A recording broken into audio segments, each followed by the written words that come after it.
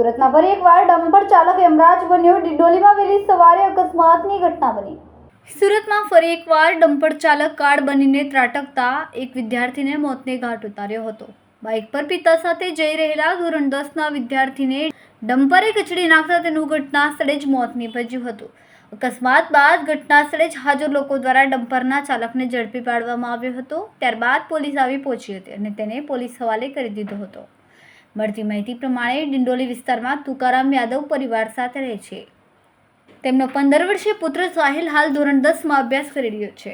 સાહિલ હાલ લિંબાયત નીલગિરીની સાર્વજનિક સ્કૂલમાં મરાઠી માધ્યમમાં અભ્યાસ કરતો હતો. સાહિલ પિતા સાથે જ બાઇક પર દરરોજ સ્કૂલે જવા નીકળતો હતો. આજે સવારે સાહિલ અને તેના પિતા તુકારામ બાઇક લઈને ઘરેથી નીકળ્યા હતા. પિતા પુત્ર બાઇક પર સાઈ પોઈન્ટથી નવાગામ જતા બ્રિજ પર પસાર થઈ રહ્યા હતા. દરમિયાન પૂરપાટ ઝડપે ધસી આવેલા ડમ્પર ચાલકે બાઇકની અડફેટે લીધી હતી. ડમ્પરની આ ટક્કરના કારણે બાઇક પરથી પિતા અને પુત્ર બંને રોડ પર પટકાઈ ગયા હતા. સાહિલ રોડની વચ્ચે પટકાયો હતો, જેથી તેના પર ડમ્પર ફરી વળતા તેનું ઘટના સ્થળે જ મોત નીપજ્યું હતું.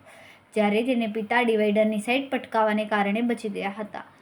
આ અકસ્માતની જાણ થતાં પોલીસ અને ઇમરજન્સી સેવા 108 ઘટના સ્થળે પહોંચી હતી.